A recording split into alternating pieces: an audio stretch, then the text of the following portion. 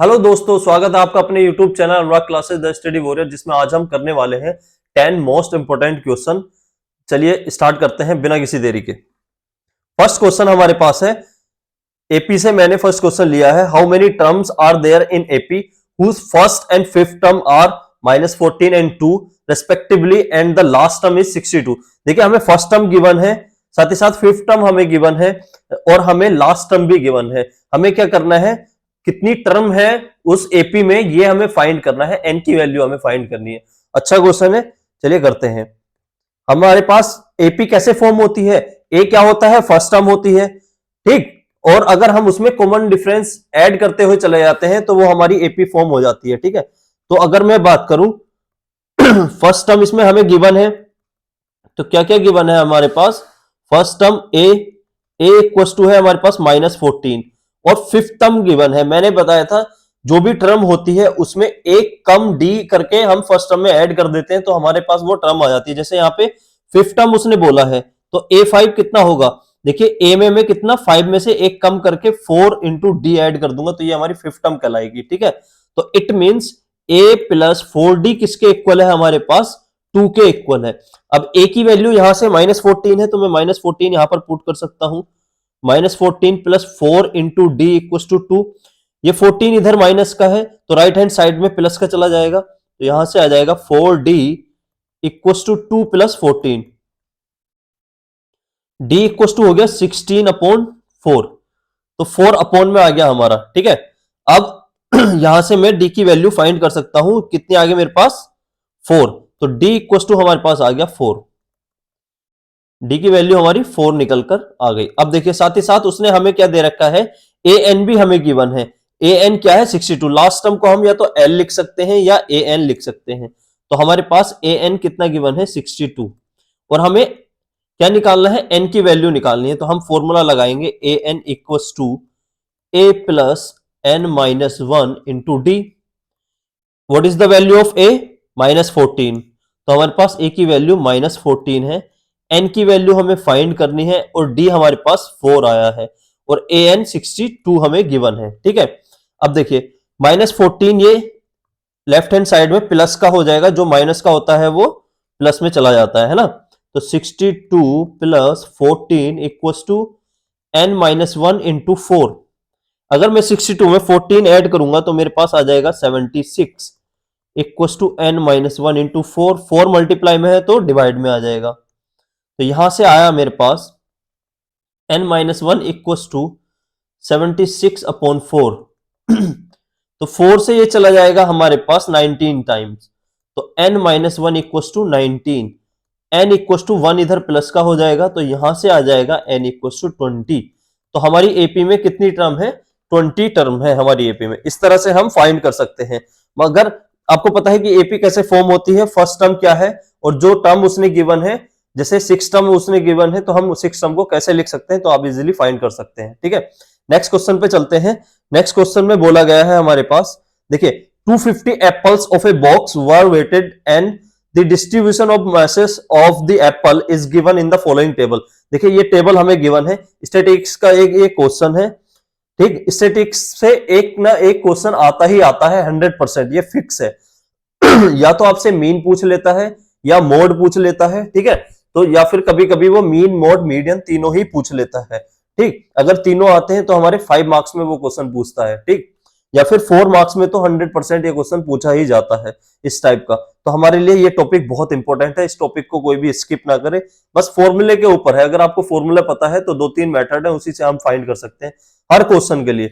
ठीक है, तो इसमें हमें, अब देखिए इसमें हमें क्या गिवन है, मास इन ग्राम गिवन है 80 to 100।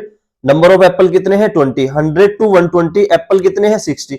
120 to 140 एप्पल कितने हैं 70। 140 to 160 यहां पर x है, यही x हमें फाइंड करना है। 160 to 180 और 60।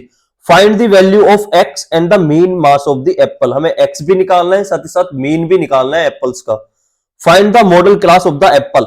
हमें मॉडल क्लास भी निकालना है। अब मॉडल क्लास कैसे निकाली जाती है, मीन कैसे निकाला जाता है, ये सब मैं सिखाऊंगा आपको, है ना।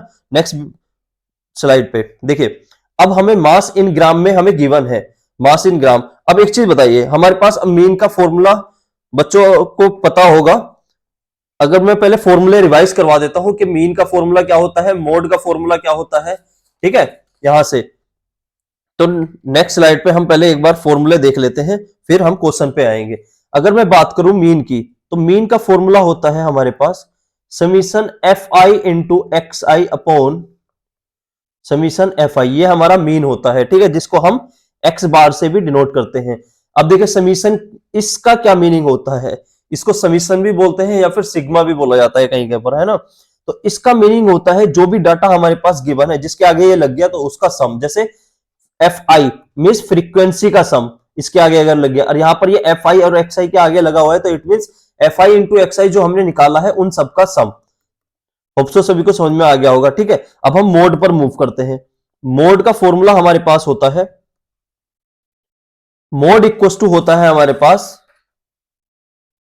एल प्लस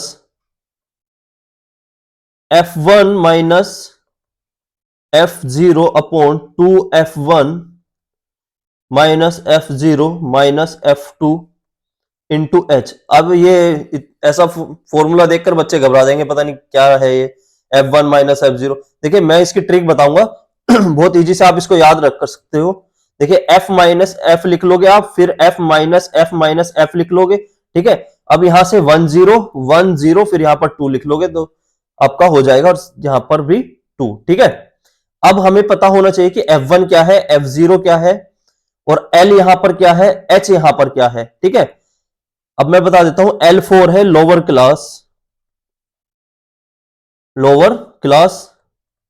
अब ये लोअर क्लास क्या है सॉरी लोअर लिमिट है, लोअर क्लास नहीं लोअर लिमिट, ठीक। दो तरह की लिमिट होती है, जैसे हमारे पास ये गिवन है यहां पर 80 to 100, ठीक, 80 to 100, तो ये हमारे पास है, ठीक है, क्लास इंटरवल बोलते हैं इसको, ठीक। अब इनके बीच में कितना डिफरेंस है, 20 का डिफरेंस है, तो यही होती है हमारी h की वैल्यू 20।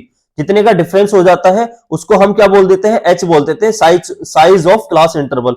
h इक्वल टू होता है हमारे पास size of class interval, size of class interval, ठीक है। उनके बीच में जितना डिफरेंस होता है उसको हम क्या बोलते हैं, h बोलते हैं। अब जो छोटा होगा उसको हम बोलेंगे लोअर लिमिट, और जो नंबर बड़ा होगा उसको बोलेंगे हम अपर लिमिट, ठीक है। तो 100 यहां पर अपर लिमिट हो जाएगी हमारी, और 80 यहां पर लोअर लिमिट हो जाएगी। होप सो सभी को समझ में आया कि अपर लिमिट क्या है और लोअर लिमिट क्या है, ठीक है। एच भी मैंने क्लैरिफाई कर दिया। अब देखिए F1 F0 F1 F0 F2 क्या है, ये मैं क्वेश्चन में आपको बताऊंगा, ठीक। चलिए क्वेश्चन की तरफ मूव करते हैं।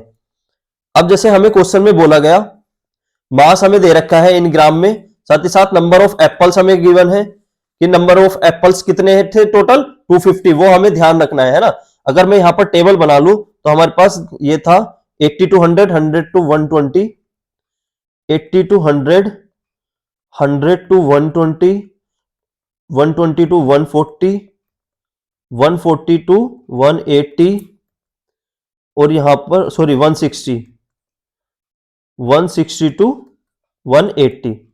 अब देखिए number of Apple F I, अब यहां पर कितने गिवन है हमें, 20 60 70 एक्स और 60, 20 60 70 एक्स और 60, यही हमें गिवन था। अब हमें क्या निकालना है, क्लास मार्क निकालना है which is x I.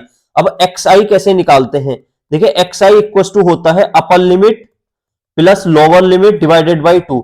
It means जैसे हमें फर्स्ट का निकाल के मैं बता रहा हूं, उसके बिहाफ पे हम सारा कर लेंगे। जैसे 80 प्लस 100 डिवाइडेड बाई 2, तो कितना हो गया 180 अपॉन 2, और 180 को मैं 2 से डिवाइड करूंगा तो कितना आ गया 90। तो इस तरह से हम एक्स आई फाइंड करेंगे, ठीक। तो अगर मैं देखूं तो यहां से मेरे पास आया 80 प्लस 100 अपॉन 2, तो कितना आ गया 90, ठीक। 120 प्लस 100 कितना हो गया 220, तो कितना हो गया 110। सेम अब एक चीज हमें यहां से पता चलेगी कि कितने का डिफरेंस है 20 का, तो सेम 20 का ही डिफरेंस चलता चला जाएगा। तो ये आ जाएगा 130, ये आ जाएगा 150, ये आ जाएगा 170। आपको बार बार ऐड करके डिवाइड 2 करने की जरूरत नहीं है, चाहे तो आप चेक कर सकते हो। अगर मैं 160 को ऐड करूं 180 में, तो ये आ जाएगा मेरे पास 340, और इसको डिवाइड करूं 2 से तो ये कट करके आ जाएगा 170, ठीक है। तो इस तरह से आप कैलकुलेट कर सकते हो, ठीक, अब मैं अगर एफ आई इंटू एक्स आई निकालू तो 20 की मल्टीप्लाई 90 से करनी पड़ेगी, इसकी मल्टीप्लाई इससे, तो मेरे पास आ जाएगा कितना 1800। जब मैं 60 की मल्टीप्लाई 110 से करूंगा, ठीक है, तो ये आ जाएगा मेरे पास 6600। 70 की मल्टीप्लाई 130 से करने पर आएगा 91, 13 7 91 होते हैं, तो 9100। सेम अब यहां पर देखें, अब x और 50, इट मींस हमें पहले x फाइंड करना पड़ेगा, ठीक है। अब x फाइंड कैसे करेंगे, तो यहां पर देखिए, हमें पता है टोटल नंबर ऑफ एप्पल्स कितने हैं हमारे पास। अगर मैं इसको काउंट करूं, किसको, यहां पर देखिए, अगर मैं समीशन यहां से निकालू एफ आई, तो समीशन एफ आई आ जाएगा 20 60 80 80 70 150 150 और 60, हमारे पास हो गया 210। 210 प्लस के x आ गया यहां से, ठीक। अब यही हमें गिवन है क्वेश्चन में, अगर हमने क्वेश्चन देखे तो 250 एप्पल्स है, लेकिन यहां पर हमारे एप्पल कितने हैं, 210 प्लस के x, तो इसको मैं क्या कर सकता हूं, इक्वल रख सकता हूं, है ना।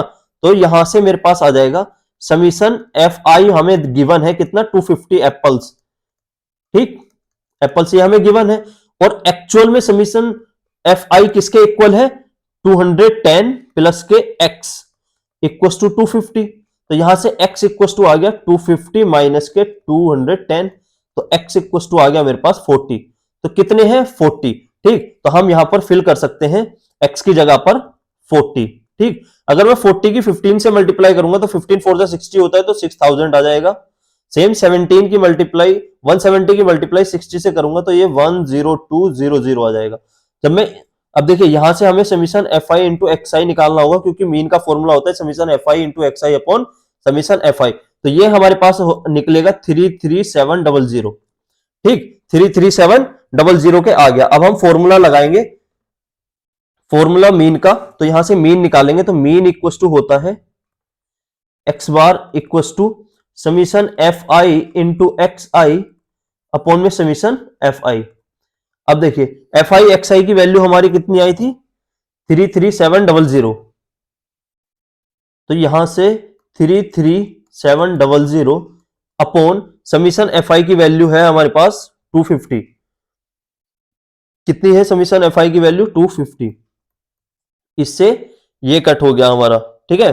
अब यहां से हमारे पास आ जाएगा, अगर मैं इसको डिवाइड करूं तो हम 25 से इसको डिवाइड करेंगे, एक मिनट में स्लाइड ऐड कर लेता हूं बेटा। 25 से हम ऐड करेंगे, डिवाइड करेंगे किसको, 3370 को, 3370 को, तो 1, अरे जस्ट ए मिनट, एक मिनट बेटा, हाँ। अब देखिए 3370 को जब मैं 8 से, सॉरी 25 से डिवाइड करूंगा तो 25 1 जा 25, यहां पर 8 कैरी हो गया, अब हम 7 यहां पर लिख लेंगे, ठीक है। तो 3 टाइम 75 2 1, यहां 0 लिख लेंगे। अब 4 टाइम 100,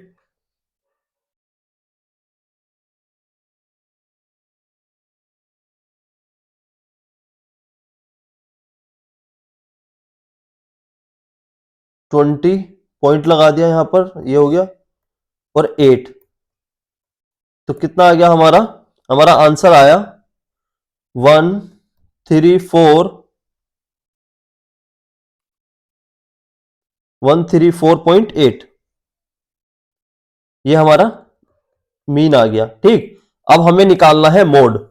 अब मोड का फॉर्मूला मैंने बताया था क्या होता है, X bar equal to L plus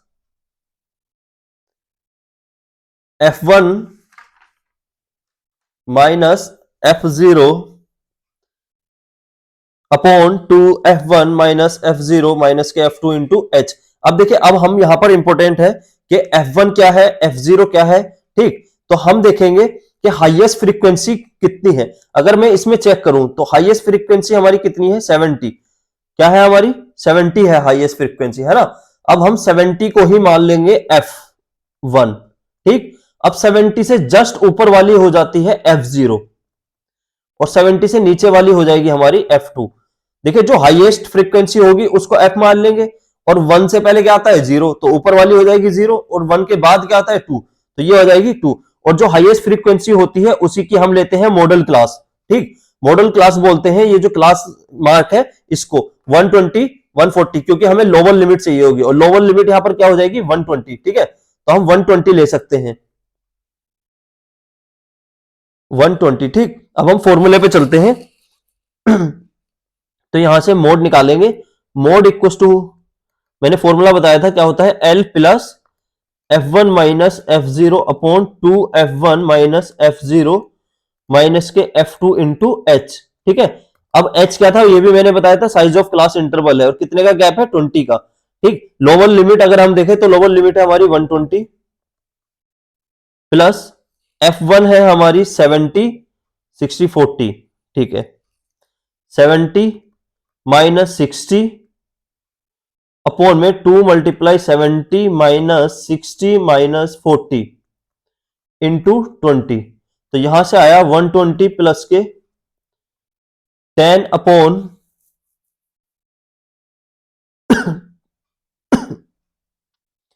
120 plus के 10 अपॉन 140 माइनस के 100 इंटू 20। तो ये आ गया 120 प्लस के 10 अपॉन 40 मल्टीप्लाई 20। अरे जस्ट ए मिनट,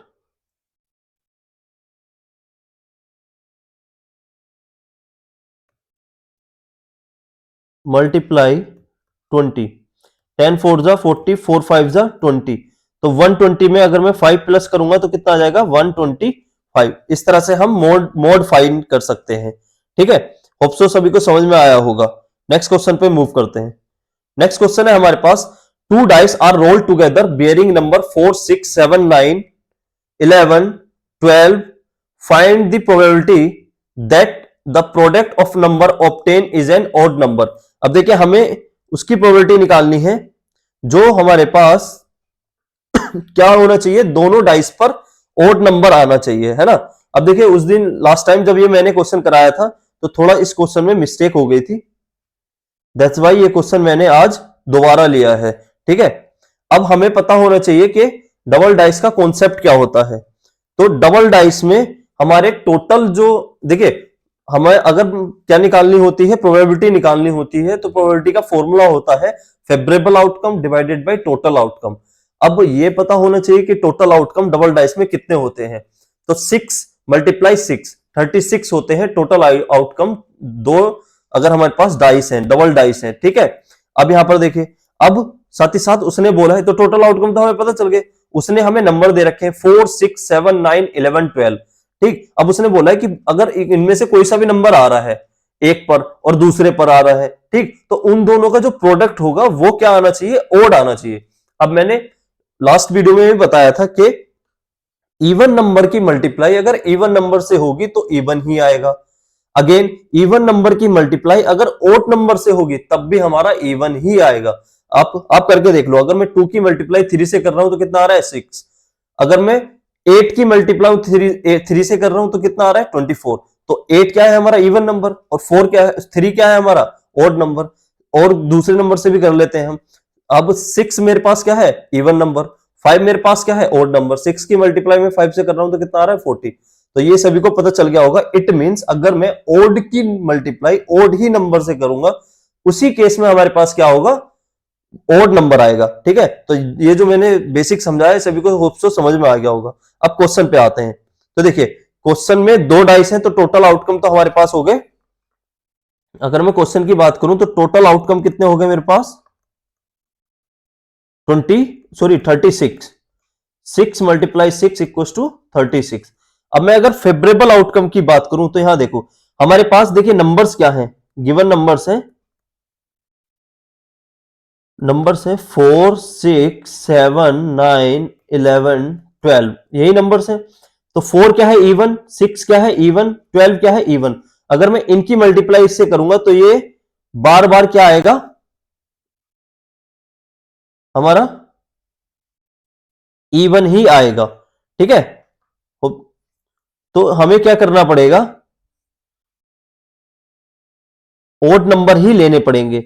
अगर मैं देखूं तो ओड नंबर मेरे पास कितने हैं, 3 हैं। तो मैं कह सकता हूं कि जो मेरे फेवरेबल आउटकम होंगे,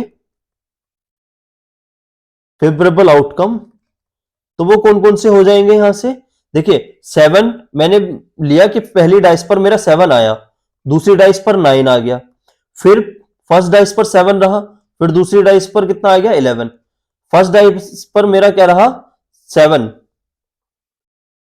ठीक है, और दूसरी पर भी कितना आ गया, 7 आ गया, ठीक। अब फर्स्ट डाइस पर मेरा 9 रहा, दूसरी पर 7 आ गया, अगेन फिर 9 रहा, दूसरी पर भी 9 आ गया, फिर 9 रहा, दूसरी पर भी 11 आ गया, ठीक। अब मेरा फर्स्ट डाइस पर 11 आया, तो दूसरी डाइस पर मेरा 9 आ गया, फर्स्ट डाइस पर मेरा 11 आया, दूसरी पर 7 आ गया, फिर फर्स्ट डाइस पर मेरा 11 आया, दूसरी पर भी कितना आ गया, 11 आ गया। अगर मैं इनको काउंट करूं तो 1 2 3 4 5 6 7 8 9, तो ऐसे कितने हैं मेरे पास, 9 है। तो 9 हमारे पास कितने हो गए, फेवरेबल इवेंट हो गए, ठीक है। अब मैं यहां पर लेट कर लूंगा, let E be the event that the product of number obtain is an odd number, ठीक है। तो हमारे पास let E be the event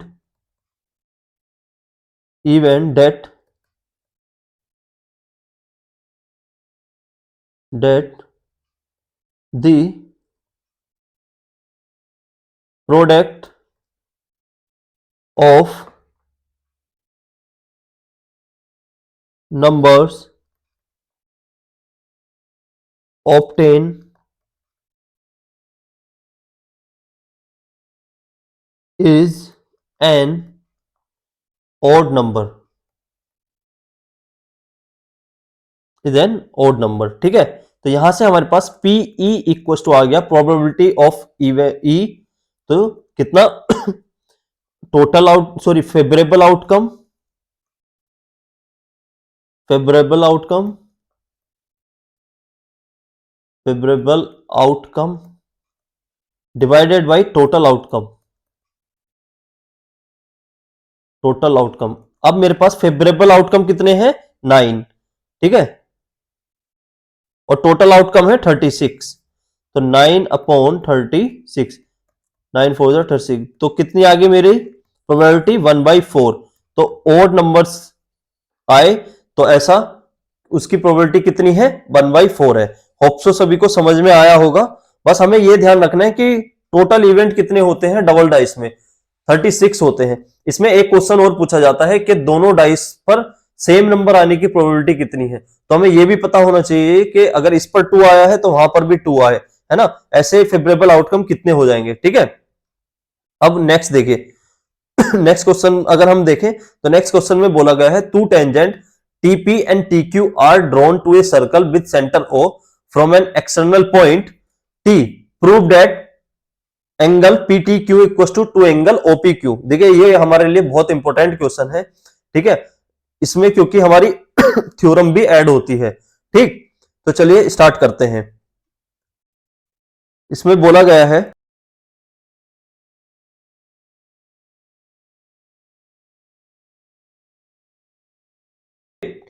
TP and TQ क्या है, हमारे दो टेंजेंट है, ठीक। पहले हम फिगर बना लेते हैं, फिर अब ये कोई सर्कल है, ठीक। अब यहां से जो एक्सटर्नल पॉइंट है वो हमारा टी है, क्योंकि टीपी टीक्यू दो टेंजेंट है, तो टेंजेंट ये हो गया, ये टी ले लेते हैं, और आप पी क्यू किधर भी ले सकते हैं, नीचे भी पी ले सकते हो, ऊपर भी, ये पी हो गया, ये क्यू हो गया, ठीक है। Are drawn to a circle with centre O, यहां पर ये सेंटर है, ये ओ है, ठीक। Prove that angle PTO, PTO ये वाला एंगल इक्वल टू होना चाहिए टू एंगल ओपी क्यू के, ओपी क्यू, देखिए मैं ये ओपी हो गया और यहां पर ये क्यू, अगर मैं इसको डॉटेड मिला दूं तो उसने बेसिकली हमसे प्रूफ कराया है कि ये वाला angle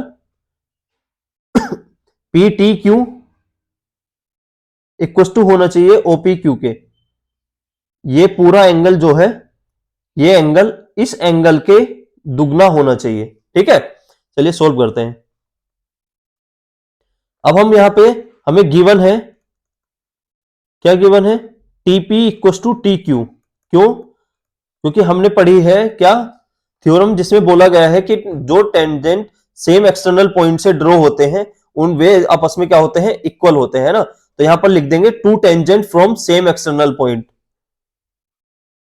two tangents from same external point.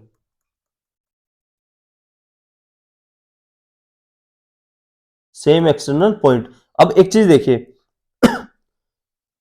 अगर हमारे क्या दो, देखिए टीपी किसके इक्वल है, टी क्यू के इक्वल है। तो आपको ये ट्राइंगल दिखाई दे रहा है टीपी क्यू, कुछ इस तरह से ट्राइंगल बना हुआ है, ये टी है, ये पी है, ये क्यू है। ठीक है, अब मैं आपको रफली समझा रहा हूं, फिर मैं करके बताऊंगा। यहां देखिए, ये टीपी किसके इक्वल है, टी क्यू के इक्वल है ना। जब किसी भी ट्राइंगल की दो साइड आपस में इक्वल होती है तो इनके अपोजिट एंगल आपस में क्या होते हैं, इक्वल होते हैं। तो इसका अपोजिट एंगल कौन सा हो गया, ये, और टीपी के अपोजिट कौन सा हो गया, ये। तो मैं कह सकता हूं ये वाला एंगल इस वाले एंगल के क्या होगा, इक्वल होगा। ठीक है, यहां से हम ये करेंगे। ठीक, अब मैं इस एंगल को एक्स मान लूंगा, फिर हम तीनों ट्राइंगल का जो सम होता है, सॉरी एंगल, तीनों एंगल का, किसी भी ट्राइंगल का जो सम होता है वो 180 के इक्वल होता है। फिर इसमें हम एंगल सम प्रॉपर्टी लगाएंगे। ठीक है, होप सो सभी को इतना समझ में आया होगा। तो हम यहां लेट करेंगे, let angle P T Q equal to X. ठीक, एक्स मान लिया हमने यहां पे। अब हमारा टीपी किसके बराबर है, टी क्यू के बराबर है। तो angle T P Q equal to हो जाएगा एंगल टी क्यू पी के।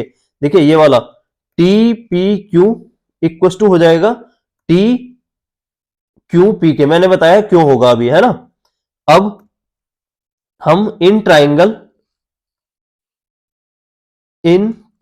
टी पी क्यू, जब हम इसमें लेंगे तो by angle sum property, angle sum property लगाएंगे तो यहां से हो जाएगा angle T P Q plus angle T Q P plus angle P T Q equal to 180 degree.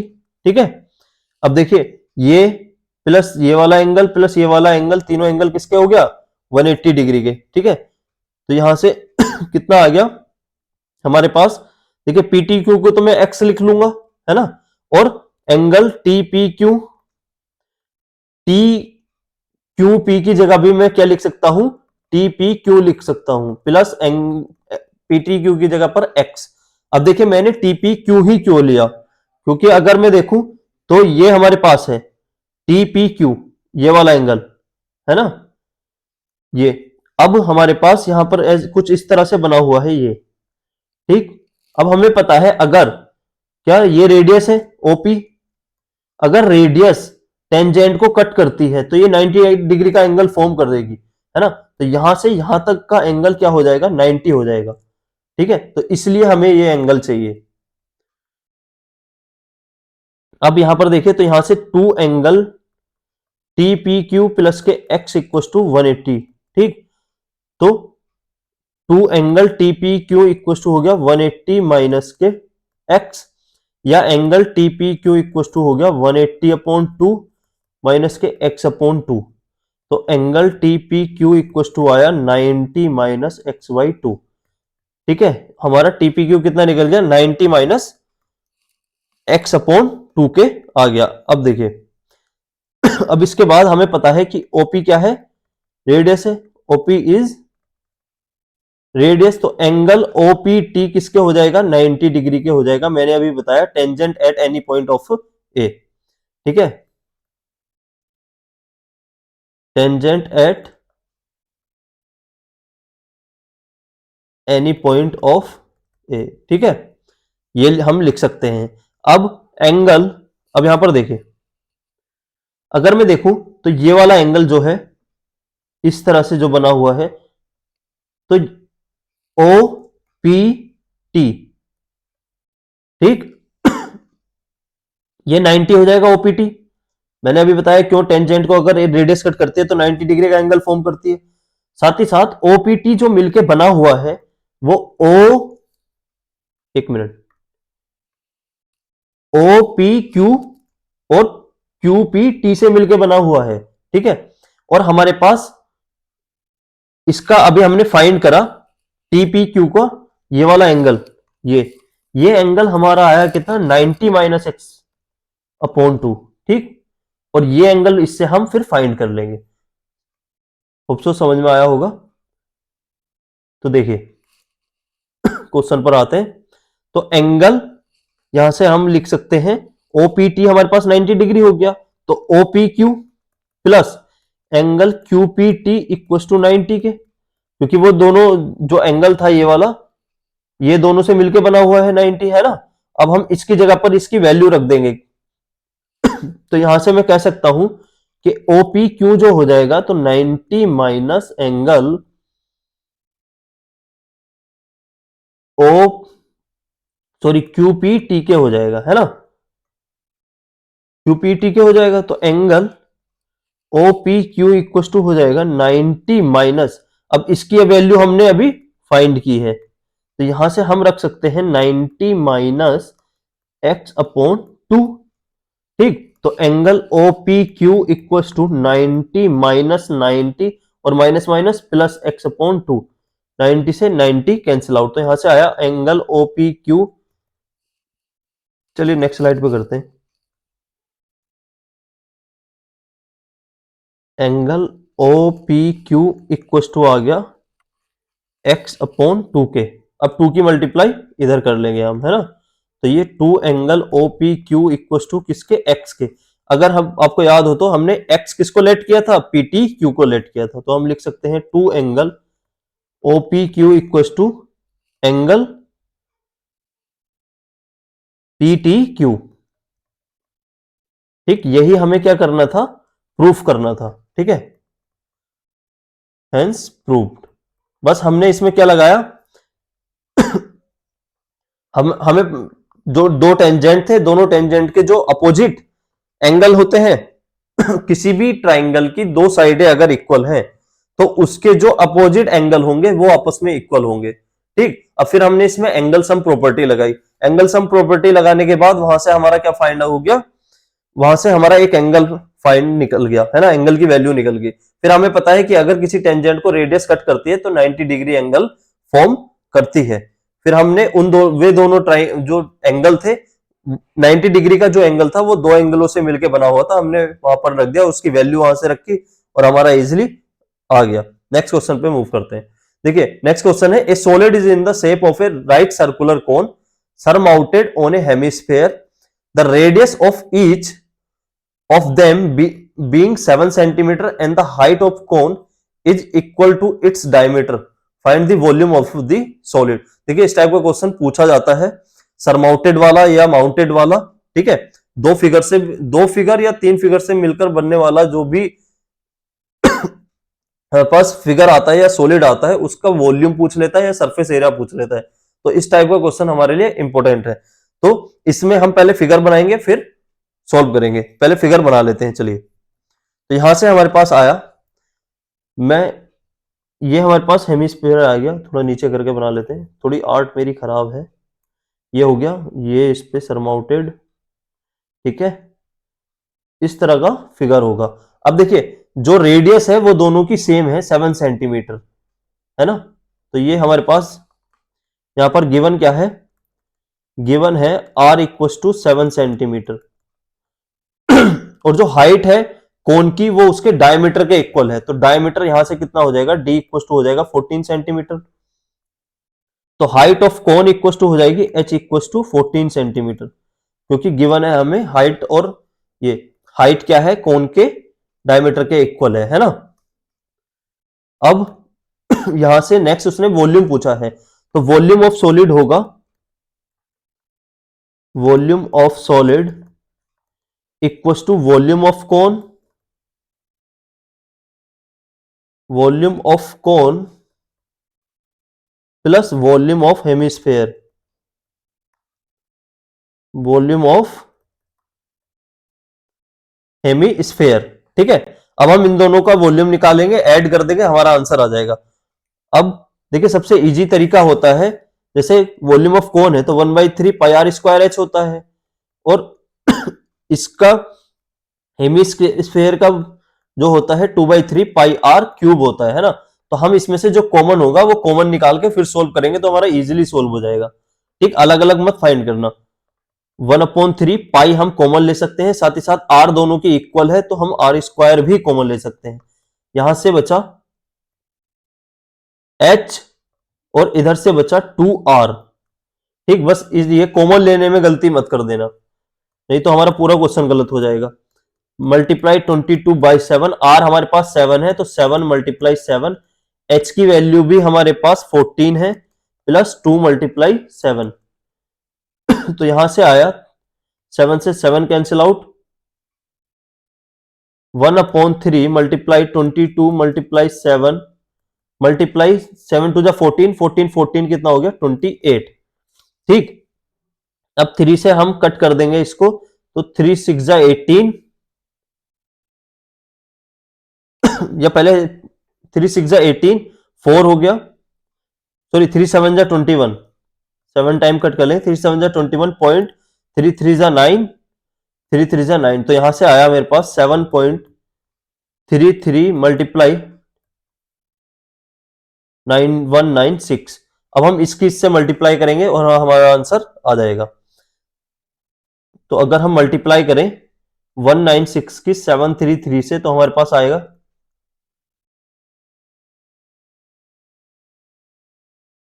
Same, ये रहेगा 885। फिर अगेन हम 7 से करेंगे, 7 6 कैरी 7 7 6 13 8 16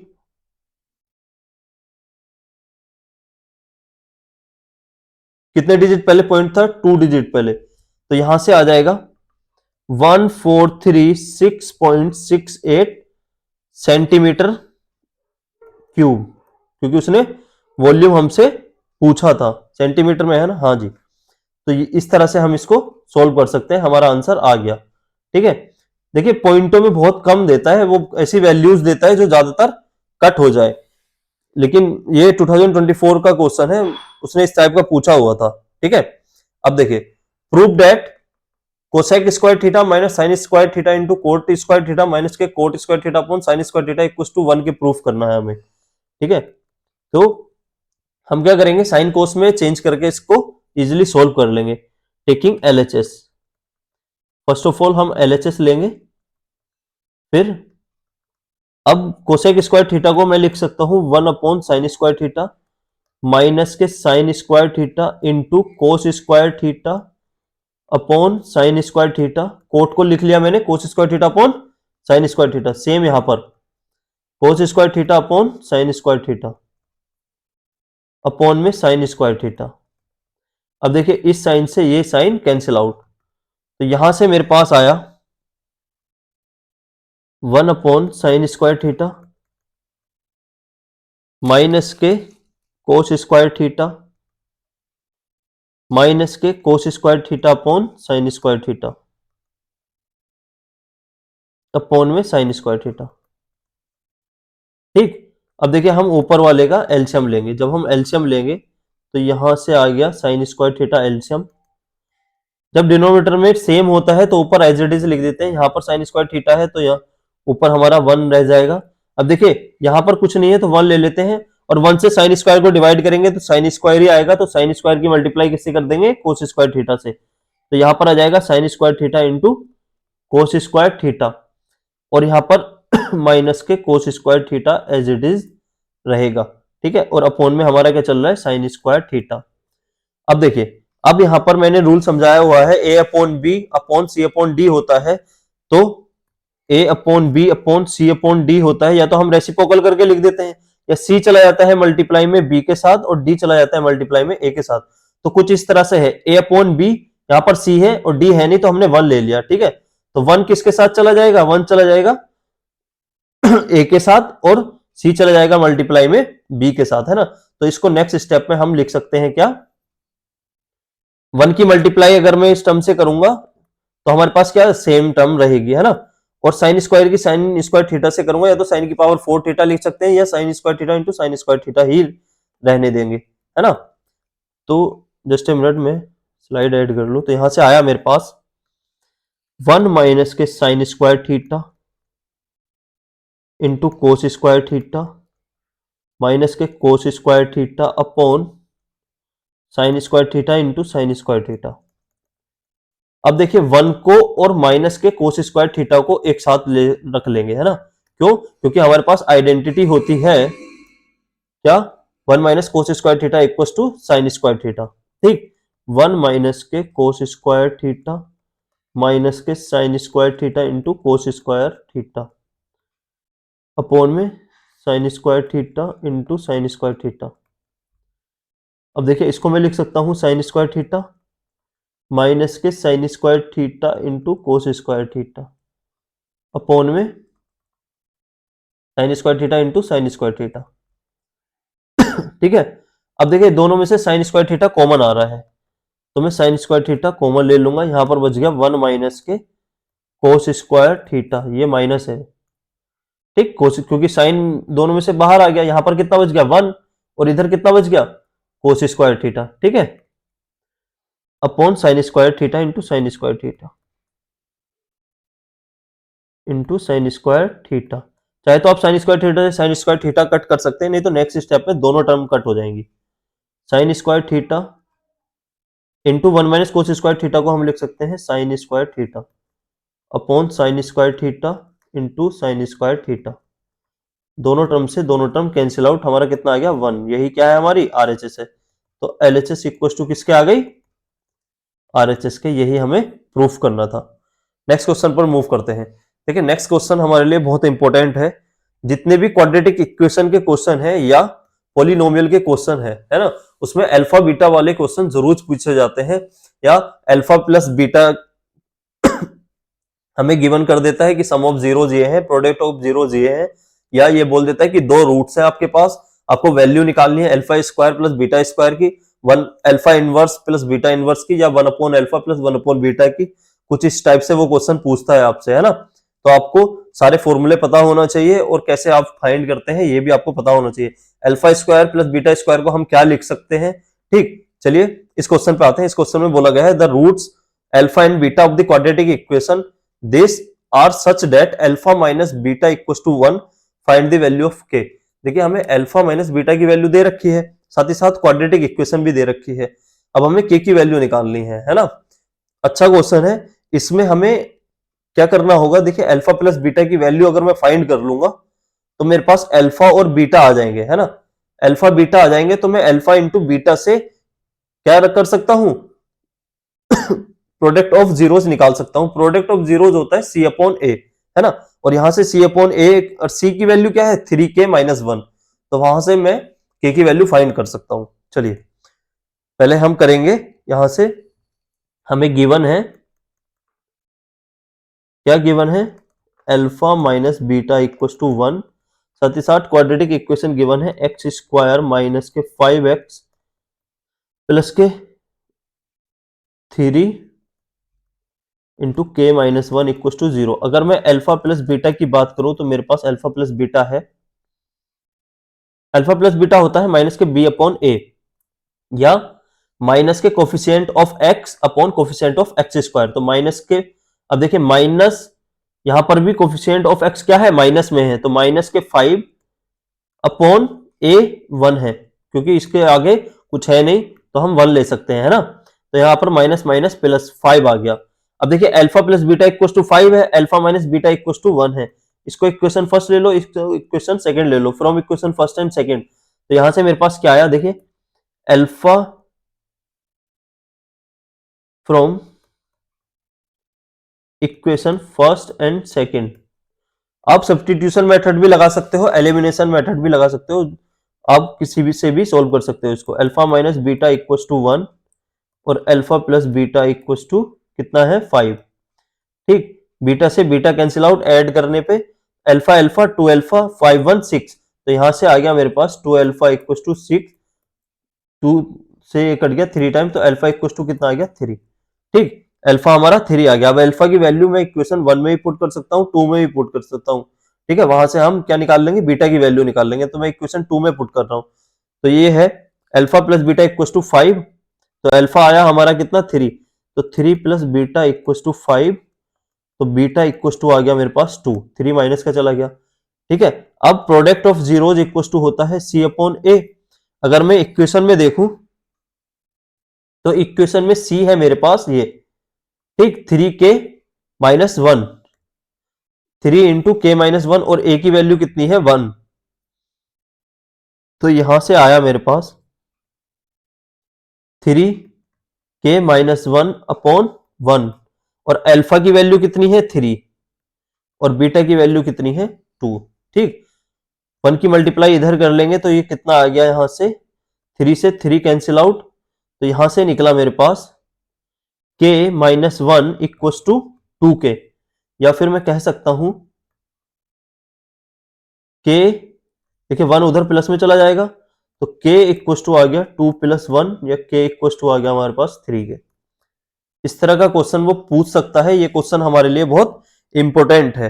ठीक है, इस टाइप का क्वेश्चन आपको बस ये पता होना चाहिए कि हमारे पास अल्फा इंटू बीटा और अल्फा प्लस बीटा क्या होता है, साथ ही साथ जो फॉर्मूले हैं अल्फा बीटा वाले वो आपको याद होने चाहिए। ठीक है, नेक्स्ट क्वेश्चन पर मूव करते हैं। देखिए नेक्स्ट क्वेश्चन है, prove that under root 2 is irrational. देखिए इरेशनल प्रूफ करवाने के लिए हर बार पूछता है वो, 5 मार्क्स में ये क्वेश्चन आता है, या तो अंडर रूट 2 पूछ लेगा, अंडर रूट 5 पूछ लेगा, अंडर रूट 6 पूछ लेगा, अंडर रूट 7 पूछ लेगा, या 3 अंडर रूट 7 पूछ लेगा, या अंडर रूट 7 प्लस 5 इस तरह से पूछ लेगा, है ना। तो ये हमारे लिए टॉपिक बहुत इंपॉर्टेंट है, तो आपको ये टॉपिक क्लियर होना चाहिए। ठीक है, चलिए सोल्व करते हैं इस क्वेश्चन को। इसमें कुछ नहीं करना होता, बस हमें लेट करना होता है। जो उसने बोला है कि रेशनल है तो हम इसको लेट कर लेंगे कि हम ये रेशनल है। ठीक, अब रेशनल नंबर क्या होते हैं, जो पी वाई क्यू के फॉर्म में होते हैं वो रेशनल नंबर कहलाते हैं ना। अब हम पी वाई क्यू के इसके फॉर्म लेट करके अब हमारा जो एजप्शन है वो रॉन्ग हो जाएगा, तो उस तरह से हम इसको सोल्व कर सकते हैं।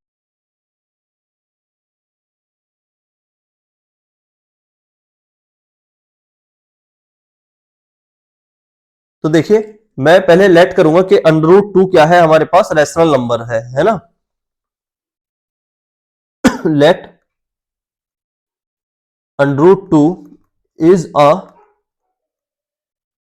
rational number, then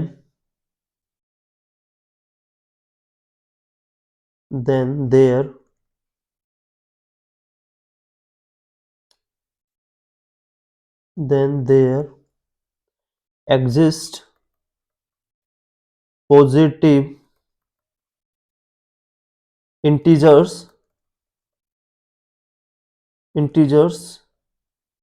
r या इंटीजर्स a एंड b, आप p q भी ले सकते हो, a and b such that under root 2 equal to a upon b।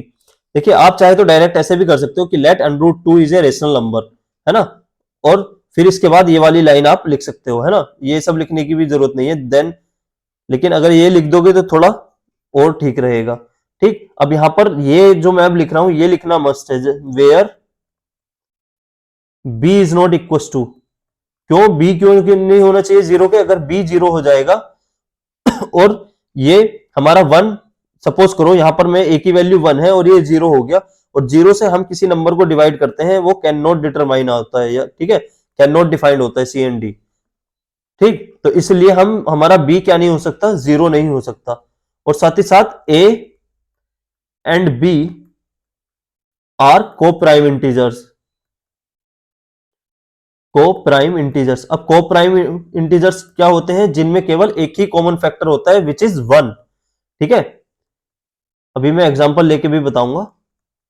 देखिए को प्राइम नंबर वो नंबर होते हैं जैसे 3 और 5, इन दोनों में क्या कॉमन है, केवल 1 कॉमन है। ठीक, इसको मैं लिख सकता हूं 3 मल्टीप्लाई 1, 5 मल्टीप्लाई 1, 5 और 1 सबका फैक्टर है तो इस वजह से 1 कॉमन है। जिन नंबर में केवल 1 कॉमन होता है वही नंबर क्या कहलाते हैं, को प्राइम नंबर्स कहलाते हैं। ठीक है, मैंने ये लेट कर लिया। अब स्क्वायरिंग ऑन बोथ साइड, जब मैं स्क्वायरिंग ऑन बोथ साइड करूंगा तो यहां से अंडर रूट 2 का square equal to a upon b का स्क्वायर, तो यहां से आ गया 2 equal to a square upon b square. ठीक है, अब देखिए मैं b स्क्वायर को दूसरी साइड ले आऊंगा तो यहां से हो गया 2b स्क्वायर, ये मल्टीप्लाई में आ जाएगा इक्वल टू a स्क्वायर, या B square equal to A square upon two. अब ए स्क्वायर, अब देखिए अगर यहां पर ए स्क्वायर अपॉन टू है, इट मींस ए स्क्वायर किससे डिवाइड होगा, टू से डिवाइड होगा, ठीक है। A square is divisible by two. अब हमने नाइन्थ में पढ़ा था कि अगर कोई नंबर या किसी नंबर से ए स्क्वायर डिवाइड हो रहा है तो वो, जैसे सपोज करो किसी का स्क्वायर किसी नंबर से डिवाइड हो रहा है तो उसका जैसे ए स्क्वायर है हमारे पास, है ना, ए स्क्वायर अगर किसी नंबर से डिवाइड हो रहा है, सपोज करो टू से डिवाइड हो रहा है, तो ए भी किससे डिवाइड होगा, टू से डिवाइड होगा, ठीक है। अगर थ्री से किसी का स्क्वायर डिवाइड हो रहा है तो उसका, अगर मैं मान लेता हूं कि सिक्स का स्क्वायर थ्री से डिवाइड हो रहा है, ठीक, तो सिक्स भी किससे डिवाइड होगा, थ्री से डिवाइड होगा, कुछ इस तरह का, है ना। तो a is also divisible by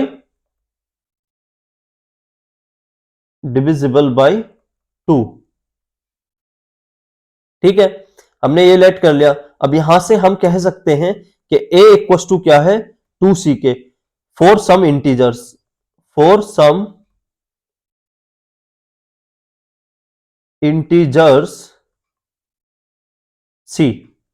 अब देखिए सी कोई इंटीजर है, जैसे लेट कर लेता हूं मैं, देखिए अगर ये टू से डिवाइड हो रहा है ए हमारा, तो ठीक इसका मतलब टू का मल्टीपल होगा, और सी कोई इंटीजर होगा, कुछ भी हो सकता है, जैसे सेवन हो गया, सिक्स हो गया, नाइन हो गया, टेन हो गया, है ना। तो टू इसका मल्टीपल है, ठीक, कुछ इस तरह का है।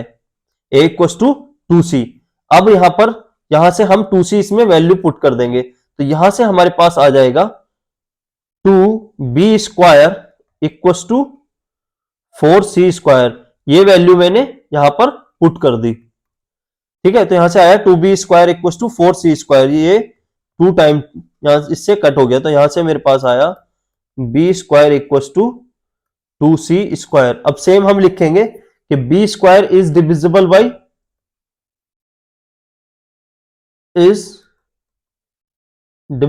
By two, so B is also divisible by two, ठीक। अगर ये इससे डिवाइड हो रहा है तो टू भी क्या होगा, सॉरी बी भी क्या होगा, टू से डिवाइड होगा, है ना। अब एक चीज देखिए, हमारा ए भी डिवाइड हो रहा था टू से, और हमारा बी भी डिवाइड हो रहा था टू से, और हमने लिया था ए अपॉन बी, माना था, है ना, कि अंडरूट टू क्या है, ए अपॉन बी है। अब ए भी टू से डिवाइड हो रहा है, बी भी टू से डिवाइड हो रहा है, तो इट मींस ए का जो और बी का दोनों में क्या, ए का फैक्टर क्या है, टू है ना, और बी का भी फैक्टर टू है। इट मींस ए और बी में दोनों में क्या कॉमन आ रहा है, टू कॉमन आ रहा है। जैसे अगर मैं सपोज कर लूं कि यहां पे कितना है मेरे पास 18 है, और यहां पर कितना है मेरे पास 16 है, इट मींस कहीं ना कहीं इसमें भी टू आ रहा है, कहीं ना कहीं इसमें भी टू आ रहा है, तो ए और बी हमारा कुछ इस तरह का है ना। तो और हमने माना था कि ए और बी क्या है, कोप्राइम नंबर है, तो अगर कोप्राइम नंबर है तो उनमें कुछ भी कॉमन नहीं हो सकता, लेकिन यहां पर क्या कॉमन आ रहा है, टू कॉमन आ रहा है, तो हम कह देंगे कि हमारा जो कॉन्ट्राडिक्ट था वो क्या है, रॉन्ग हो गया, है ना। तो A and B have common factor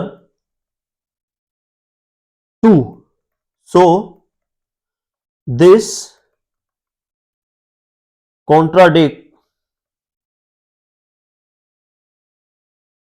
contradict the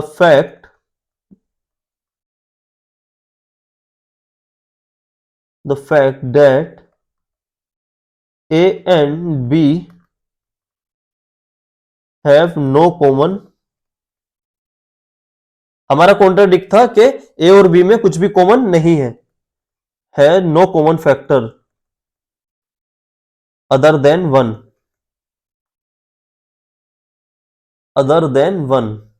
this means हमारा जो अजप्शन है वो रॉन्ग है। दिस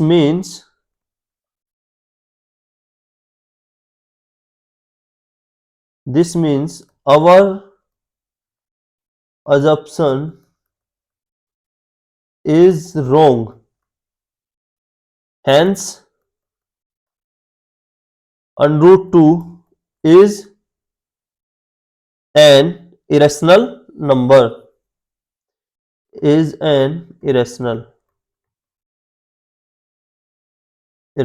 यही हमें प्रूफ करना था। ठीक है, हेंस प्रूव्ड। अब देखिए 5 मार्क्स में पूछा जाता है, तो इस तरह से हम इसको सोल्व कर सकते हैं। ठीक है, नेक्स्ट क्वेश्चन पे मूव करते हैं। नेक्स्ट क्वेश्चन में बोला गया है a pole 6 metre high is fixed on the top of a tower.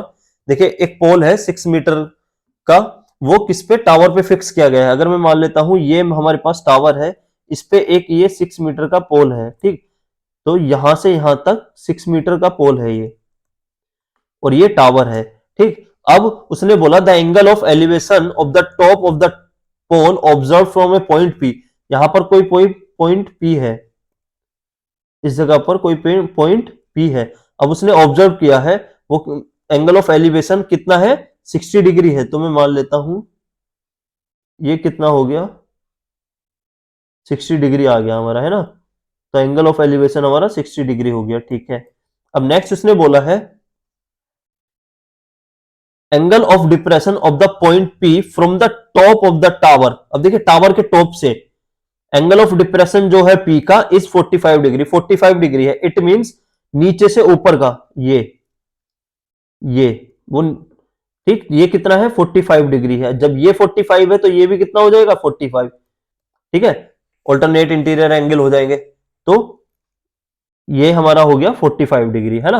अब उसने आगे क्या पूछा है, find the height of the tower. हमें टावर की हाइट बतानी है, जो कि हम h मान लेंगे। साथ ही साथ and the distance of point P from the foot of the tower.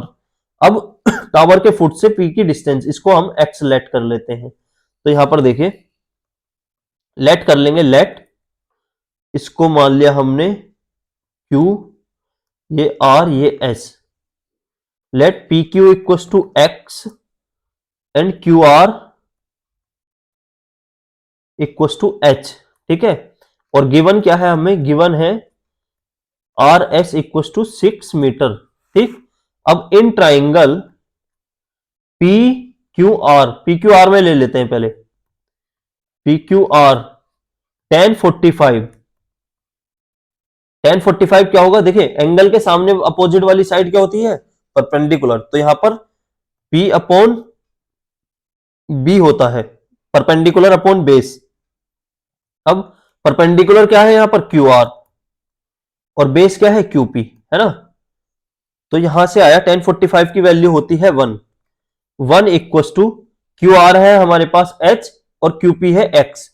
तो h अपॉन x या h इक्वल्स टू किसके आ गई, x के आ गई हमारे पास। ये इक्वेशन फर्स्ट हो गई। ठीक है, अब देखिए अब हम कौन से ट्राइंगल में लेंगे, PQS में। ठीक है, in triangle PQS tan 60 equals to P upon B। तो परपेंडिकुलर क्या है, QS, और QS किससे मिलकर बना है, QR प्लस RS से। तो ये हो जाएगा QS upon QP, QS upon QP। tan 60 की वैल्यू होती है √3, QS की वैल्यू है हमारे पास h प्लस 6, और ये है x की जगह पे हम h रख सकते हैं इक्वेशन फर्स्ट से, h plus 6 upon h from equation first. ठीक, अब h डिवाइड में है तो h मल्टीप्लाई में चला जाएगा √3 के साथ। तो यहां से आ जाएगा h √3 equals to h plus के 6, h माइनस में आ जाएगा तो h √3 माइनस के h equals to 6। h common ले लिया हमने तो √3 minus 1 equals to 6, h equals to आ गया 6 अपॉन √3 माइनस 1। रेशनलाइज कर देंगे √3 plus 1 upon √3 plus 1। Opposite sign से हम क्या करते हैं, रेशनलाइज करते हैं। तो यहां से आया मेरे पास 6 √3 plus 1 upon a plus b, a minus b। तो किसका फॉर्मूला हो गया, a square minus b square. √3 का स्क्वायर 3 और 1 का स्क्वायर 1। तो यहां से आया मेरे पास 6 √3 प्लस 1 अपॉन 2, 2 3 जा 6। अगर आपको √3 की वैल्यू गिवन होती तो हम √3 की वैल्यू रख लेते हैं यहां पर, ठीक है। अभी आप अगर यहां पर भी आंसर लिख लोगे तो भी आपका कोई मार्क्स नहीं कटेगा, ठीक है। तो हमारे पास कितना आ गया, ये हमारी h की वैल्यू निकली, ठीक है। h इक्वल टू आया 3√3 + 1। अब हमें फाइंड क्या करना था, देखिए फाइंड करना था, find the height of the tower. हमें टावर की हाइट निकालनी थी तो हमने निकाल ली, और साथ ही साथ इसकी डिस्टेंस निकालनी थी। तो x भी हमारी किसके इक्वल है, h के इक्वल है, तो x भी कितना हो जाएगा 3√3 + 1, ठीक है। ये मीटर में आया है हमारा, तो मीटर, और ये भी मीटर। इस तरह से हम इस क्वेश्चन को सोल्व कर सकते हैं, है ना। तो आज का सेशन यहीं तक रखते हैं। वीडियो कैसे लगी कमेंट में जरूर बताएं। इस तरह की वीडियोस मैं आपके लिए लेके आता रहूंगा, ठीक है, जो आपके बोर्ड एग्जाम के लिए बहुत हेल्पफुल होंगी, ठीक है। अगर आपके कोई डाउट्स हैं तो आप मुझे सेंड कर सकते हैं मेरे इंस्टाग्राम चैनल पर भी, जो हरसाना क्लासेस के नाम से है वहां पर, या फिर आप मुझे कमेंट में भी बता सकते हैं। मैं आपके डाउट को भी क्लास में इंक्लूड कर लूंगा, आपका डाउट सोल्व कर दूंगा, ठीक है। तो जो बच्चे न्यू है मेरे चैनल पर वो सब्सक्राइब जरूर करें। Thank you. कल मिलते हैं एक न्यू वीडियो के साथ।